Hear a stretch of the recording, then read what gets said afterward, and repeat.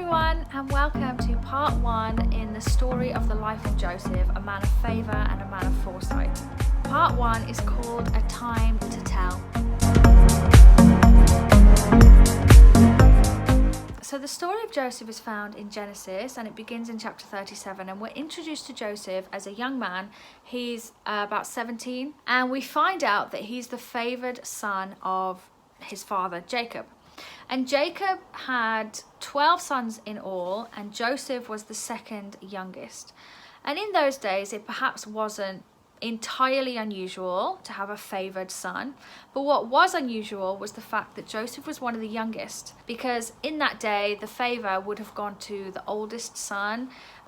They were waiting for an heir to be born. They wanted a male boy, and they were anticipating the birth of this child, and then when it was born it would be favoured and privileged. But the fact that Joseph was favoured was very unusual, and Jacob gives him an ornate robe, a multicoloured robe to wear to symbolise his favouritism for Joseph. And so now Joseph is literally walking around visibly different than his brothers. It tells us that the relationship between the brothers was strained already. And then once Joseph has his first dream, which was a dream about him and his brothers in a field, they are binding wheat, and the brothers' grain bows down to Joseph's grain. And this signifies as well that his eventual dominion is going to relate to food and grain, which of course it eventually does.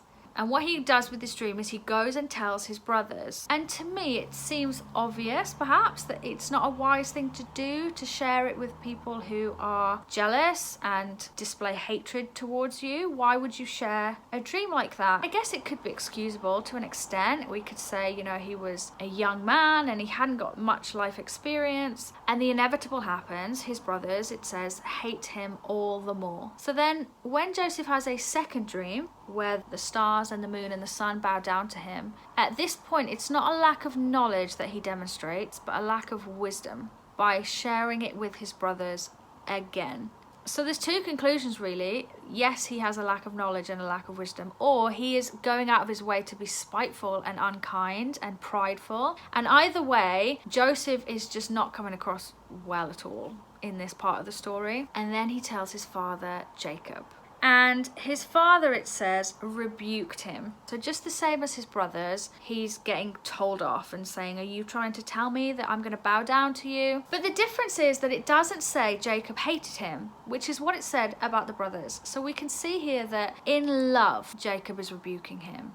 In love, Jacob is telling him off, and we can assume that that's for correction, to correct his son's behaviour because he loves him. And that's what a loving father does. In love, rebukes you and puts you on the right path and corrects your behaviour. And in chapter 11, it just summarises it. It says his brothers were jealous, but Jacob kept the matter in mind. That phrase, kept the matter in mind, it got me thinking about Mary, the mother of Jesus, in Luke chapter 2, where it says that Jesus has just been born and there's a whole commotion going on, and of course there would be. This is a really exciting time, and the shepherds are there and they're all discussing things and responding to the situation. And Mary reacts very differently. She ponders the situation and she stores it up in her heart. And this is what Jacob's doing. He's responding differently, and of course he is. We can assume that Jacob is a mature man. The chapters before chapter 37 are all about the life of Jacob, and we learn that he's had a life of ups and downs and a very full and adventurous life. He went from being a deceiver who stole the birthright from his brother to reconciling with his brother. He wrestled with God. There's one thing that we can conclude about Jacob, is that he walked with God very closely for many years. He had real encounters with God. He had dreams himself. So if there's anyone that Joseph should have talked to about this, logically for me it would have been Jacob, not the brothers. Perhaps if he had taken it to Jacob in the first place, he would have gotten some wise advice from a mature man who had got a lot of life experience. And I think that's a lesson to all of us, that You know, God places us in family communities, and not necessarily just a biological family, but a church family.